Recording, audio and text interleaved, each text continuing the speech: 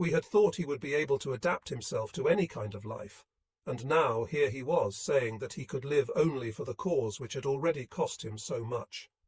Lenson went on grumbling, and we went on thinking confusedly about the glimpse of the future the veteran had given us. For me, from the vantage point of Prussia, France seemed remote and unimportant. The cause which Wiener spoke of was also my cause, and despite all the difficulties and disappointments I had endured, I still felt closely linked to it. I knew that the struggle was becoming more and more serious, and that we would soon be obliged to face appalling possibilities. I felt a strong sense of solidarity with my comrades, and I could think of my own death without too much flinching, as a soothing veil that would fall slowly over me and all my terrors of the past, present, and future. My head seemed to be filled with a milky fog, which was without joy, but which suddenly made everything easy. Did my comrades feel the same way?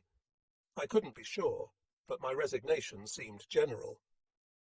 We rolled on for several hours at a reduced speed. Finally, we stopped and walked through the grey, foggy morning to a camp of wooden huts, whose appearance recalled the robust military organisation only recently lost. We were given an hour to rest, and the chance of a cup of hot water with a few grains of soya in it. "And to think that some fellows volunteered for the food," somebody muttered.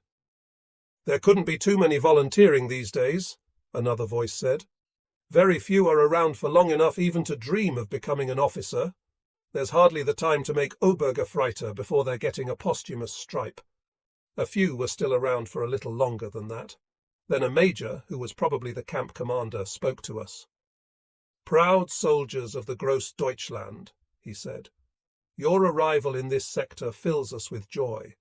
We know your reputation for courage in combat, which gives us a strong sense of support. Your comrades in arms in the infantry regiments fighting in the Polish forests near our frontiers feel as we do.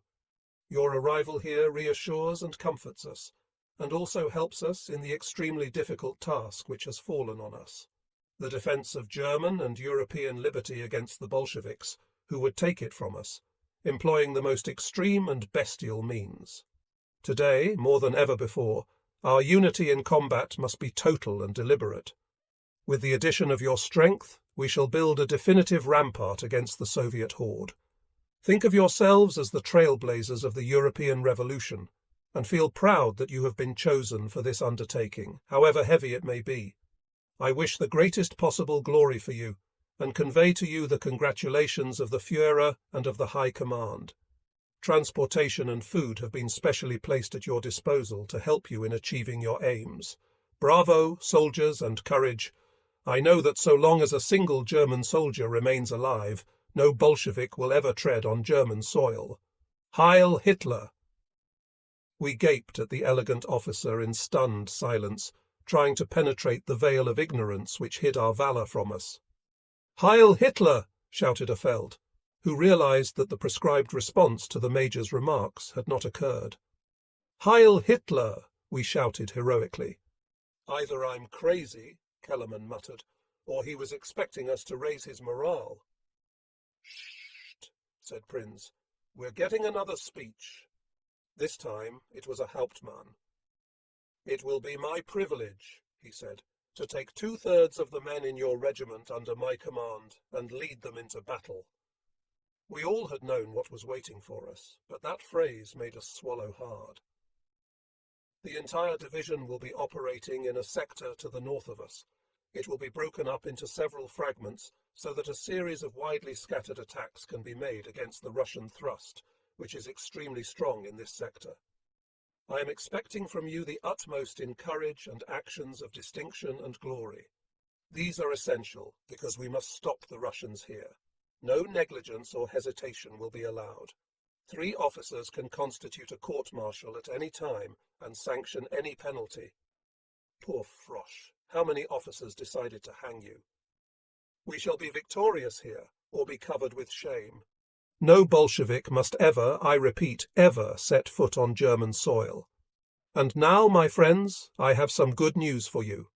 There is mail for some of you, and citations and promotions. But before giving free rein to your joy, you must present yourselves at the store for fresh rations and ammunition, Dismiss Heil Hitler. We broke ranks without any clear idea of our situation. Things are looking up, I said. A bastard who'd be glad to see us all killed, muttered Hulls. We were standing in a long line in front of a large wooden building. So that's what we get instead of Wes Redau. Something tells me we'll be having a few eye-openers, Prince. Impossible. We've already seen everything there is to see. He's another one of these madmen, said Hulls. He's not. He's perfectly right, said another voice behind us. He's right. It has to be here, or not at all. I can't explain why without taking too long, but he's right. More and more disconcerted, we stared at Weena without saying a word, unable to grasp his attitude, which suddenly seemed so changed. I'll tell you why some other time, Weena said. For now, you're too thick to get it. As I write, I'm looking at the letter I've longed for so much, and as I read your lines, I forget the icy ground and the east, which is still so filled with menace. Your letter, which is in my hand, seems like a miracle from heaven. I don't expect anything more from the ordinary world, from which we seem entirely cut off. I read your lines as our comrade Smellens, who is lucky enough to believe in God, recites his prayers. Nothing can help us any more, Paula. Prayers seem like vodka. They blunt the cold for a moment. Happiness has become entirely relative and can mean simply daybreak, because darkness makes us think of death. I have been promoted to Obergefreiter, and although the stripes are still in my left pocket, I already feel that much more important. I think these extraordinary and difficult moments have made us into men. I can hear a roar in the east, Paula, but maybe it's only the wind. I look forward so much to reading another letter. For several days now, we had been fighting again as we retreated. The Bolsheviks must never set foot on German soil. However, 3 powerful Soviet armies had already crossed the German frontier at 5 or 6 points, penetrating to a depth of some 30 miles.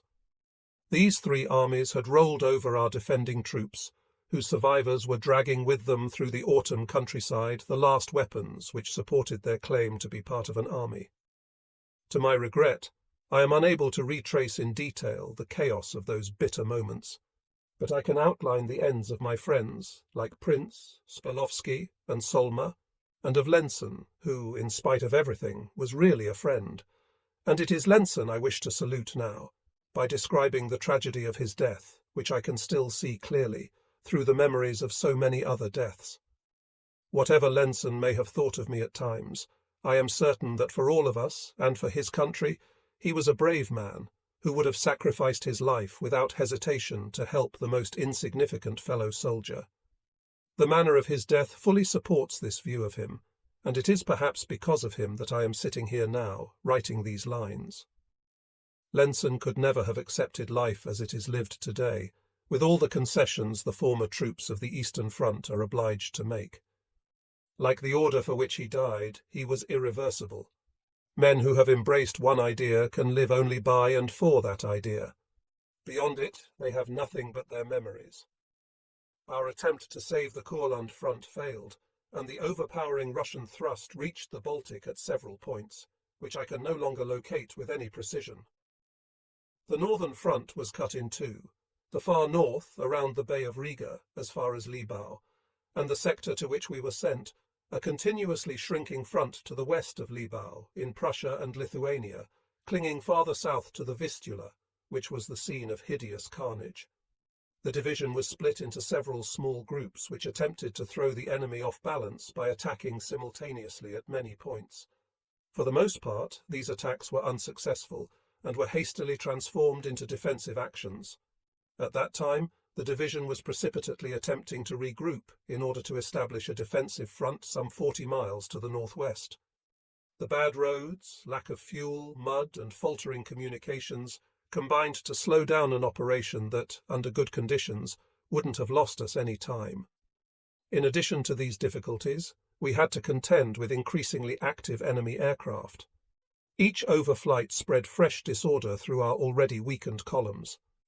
When the order to regroup came through, our officers decided that the retreat should be spread out and divided into small groups. This idea made sense as it offered less of a target to planes. However, When an enemy armoured unit encountered 2 or 3 widely dispersed companies, our chances of survival were at best problematical.